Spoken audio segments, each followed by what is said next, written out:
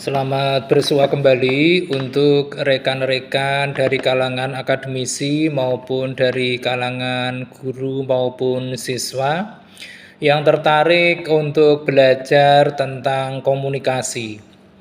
Pada kesempatan yang amat baik ini, kita akan membahas secara singkat tentang pola komunikasi, di mana pola komunikasi ini merupakan cara kerja atau struktur yang cenderung tetap seorang individu atau kelompok dalam berkomunikasi.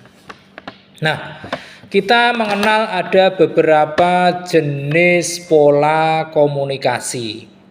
Pola komunikasi itu ada beberapa, diantaranya adalah yang pertama, itu pola komunikasi satu arah, di mana dalam pola komunikasi satu arah ini, proses penyampaian pesan dari komunikator kepada komunikan, baik menggunakan media maupun tanpa media, dan juga tanpa adanya umpan balik dari komunikan.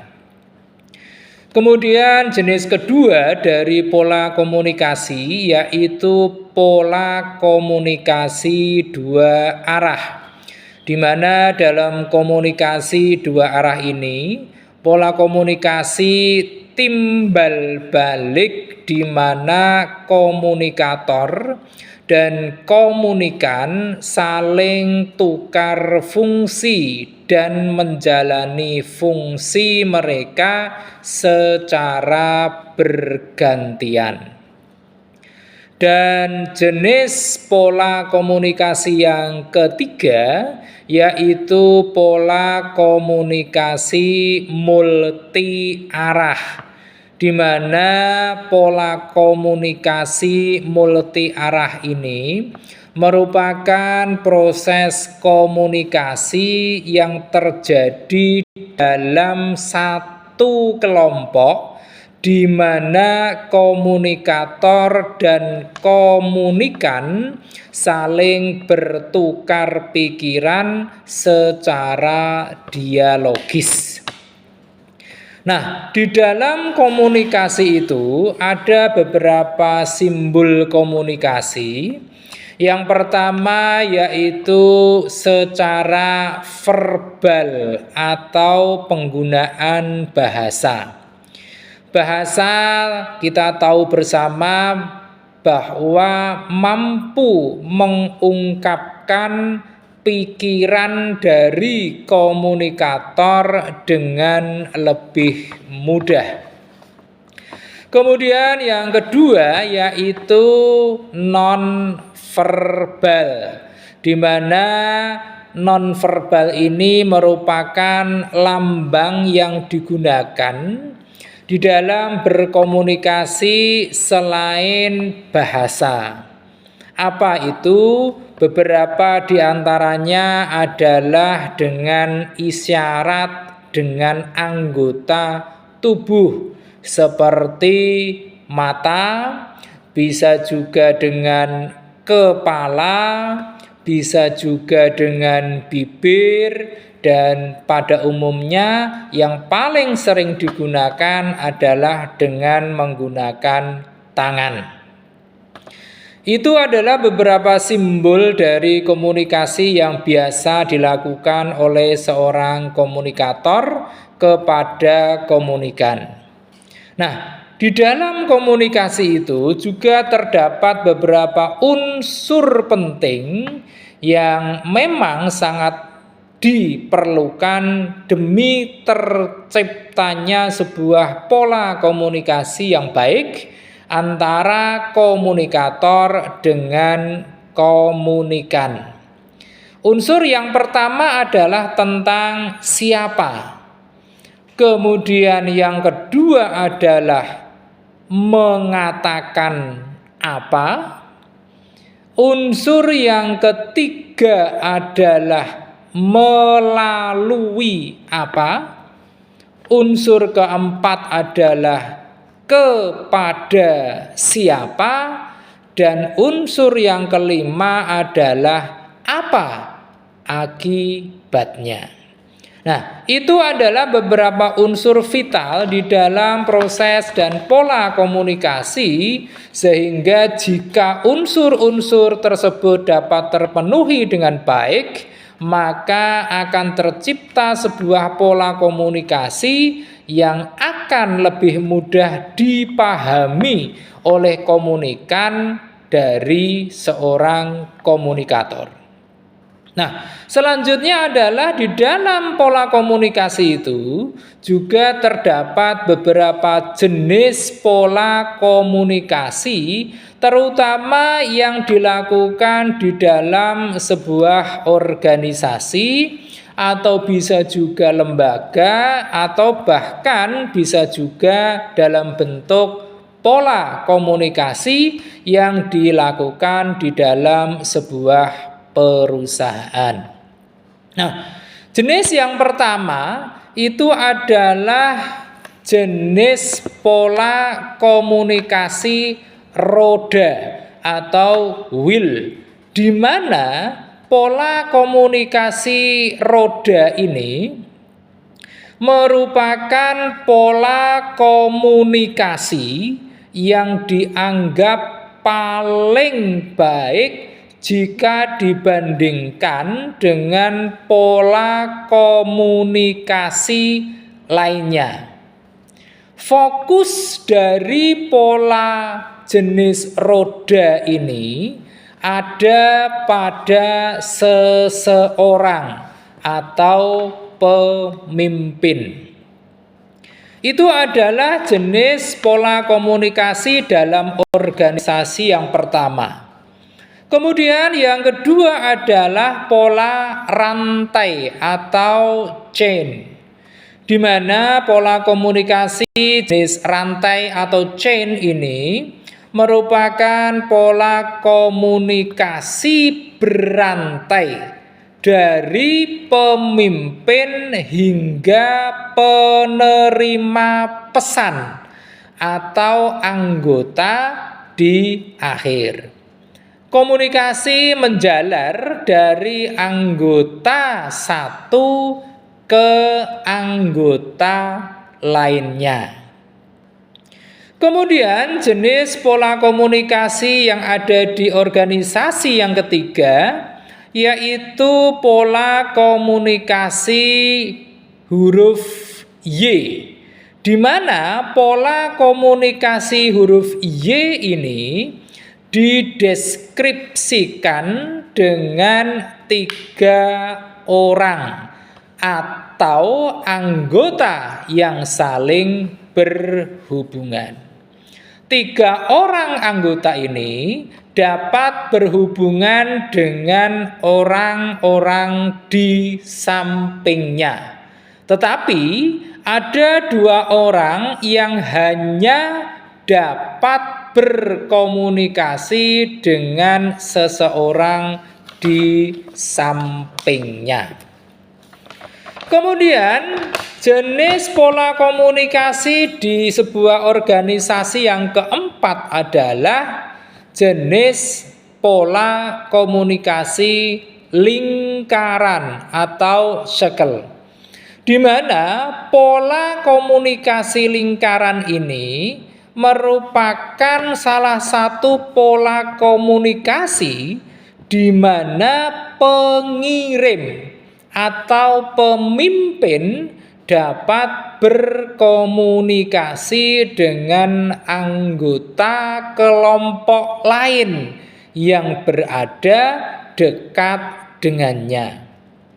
Anggota dengan anggota lainnya yang bersebelahan itu saling berhubungan, dan juga semua anggota menerima pesan-pesan tersebut. Dan jenis pola komunikasi dalam organisasi yang kelima yaitu pola komunikasi jenis bintang atau jenis pola komunikasi semua arah. Di mana pola komunikasi ini yang tidak terpusat pada satu orang pemimpin saja. Semua anggota saling berhubungan secara langsung satu sama lain walaupun tidak bersebelahan. Nah, itu tadi ada 5 jenis pola komunikasi yang berlangsung di sebuah organisasi. Organisasi bisa berbentuk lembaga, bisa instansi, ataupun juga dalam bentuk perusahaan. Nah, di dalam komunikasi itu sendiri juga terdapat berbagai jenis gaya komunikasi. Nah, jenis-jenis komunikasi berdasarkan pada gayanya itu ada beberapa juga, di mana gaya komunikasi yang pertama itu adalah gaya komunikasi pasif. Di mana di dalam gaya komunikasi pasif ini orang yang menerapkan komunikasi ini biasanya sulit untuk mengungkapkan tentang diri mereka, dan ada kecenderungan mereka mengalah kepada orang lain. Kemudian jenis gaya komunikasi yang kedua yaitu gaya komunikasi agresif. Di mana di dalam gaya komunikasi agresif ini ciri-ciri dari orang dengan komunikasi ini biasanya memiliki suara yang cukup keras. Kemudian juga kontak matanya lebih intens, dan dia mengontrol orang dengan cara salah satunya dengan intimidasi atau dengan cara apapun. Kemudian jenis gaya komunikasi yang ketiga yaitu gaya komunikasi pasif agresif, di mana orang yang menggunakan gaya komunikasi pasif agresif ini memiliki beberapa ciri yang mana dia cara berbicaranya biasanya pelan-pelan, bahkan seringkali tanpa terdengar, dan kadangkala sulit mengkomunikasikan pendapatnya dengan jelas. Biasanya di luar itu dia terlihat pasif, tetapi makna dari kata-kata yang disampaikannya mengandung unsur-unsur bahasa yang cukup agresif. Kemudian jenis gaya komunikasi yang keempat yaitu gaya komunikasi asertif, di mana gaya komunikasi asertif ini menggabungkan beberapa aspek positif dari gaya komunikasi pasif, gaya komunikasi agresif, dan juga gaya komunikasi pasif agresif menjadi sebuah gaya komunikasi yang super. Di mana orang dengan gaya komunikasi asertif ini juga memiliki beberapa ciri Ciri dari orang yang masuk dalam golongan ini, dia biasanya tahu tentang apa yang mereka inginkan dan paham betul tentang cara menyampaikannya ke orang lain sambil mempertemukan perasaan orang lain juga. Nah, dari pembahasan tentang pola komunikasi ini, penting untuk kita sadari bahwa terutama dalam organisasi, khususnya organisasi dalam bentuk perusahaan atau sebuah entitas usaha, maka sangatlah penting begitu seorang pemimpin mengambil peran dalam sebuah pola komunikasi tertentu, diharapkan semua pemangku kepentingan terutama dalam sebuah perusahaan tadi harus betul-betul memahami tentang berbagai informasi yang disampaikan dari komunikator kepada komunikan, yang mana biasanya di berbagai perusahaan yang berperan sebagai seorang komunikator biasanya adalah seorang pimpinan, baik itu pimpinan tingkat tinggi atau dari kalangan top management, kemudian bisa juga dari kalangan pimpinan tingkat menengah atau middle management, dan juga bisa dari kalangan manajemen tingkat bawah. Oleh karenanya dibutuhkan sebuah sinkronisasi dalam pola komunikasi sehingga tidak akan terjadi sebuah kesalahmengertian atas berbagai informasi yang berjalan dari atas ke bawah atau sebaliknya. Oleh karenanya di dalam pola komunikasi, terutama di dalam sebuah organisasi, khususnya lagi dalam sebuah perusahaan, sangatlah penting bagi siapapun pemangku kepentingan di organisasi tersebut untuk terus-menerus memperbaiki pola komunikasi yang sedang dijalankan. Mengapa? Karena di dalam sebuah organisasi, terutama di dalam organisasi berbentuk perusahaan, komunikasi akan sangat menentukan apakah perusahaan tersebut akan bisa terus eksis dalam persaingan pasar atau justru akan terpuruk di dalam ketatnya persaingan pasar. Yang namanya perusahaan tentu sangat banyak unitnya, cukup banyak divisinya, ada beragam departemennya.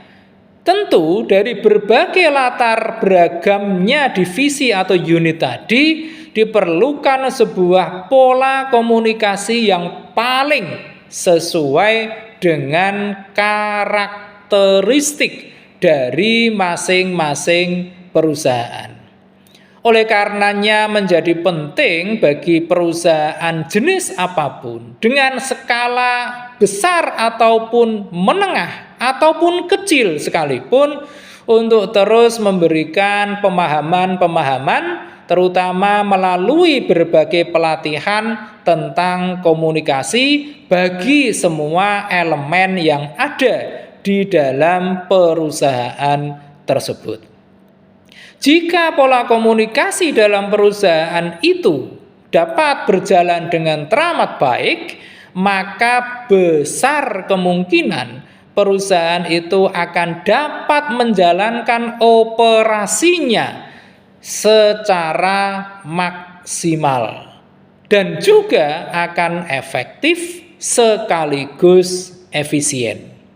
Oleh karenanya dengan kata kunci efektif dan efisien ini pun, maka perusahaan nantinya akan mendapatkan sebuah keuntungan yang maksimal sekaligus wajar. Demikian pembahasan singkat kita tentang pola komunikasi. Semoga pembahasan yang teramat singkat ini akan membawa manfaat yang besar bagi kita semua, dan kita akan lanjutkan dengan pembahasan dengan berbagai tema-tema yang tidak kalah menariknya pada sesi-sesi berikutnya. Terima kasih atas perhatian Anda semua. Jangan lupa setelah menyaksikan tayangan ini, klik di layar Anda untuk like, untuk komen, share, dan tentu saja jangan lupa subscribe. Terima kasih.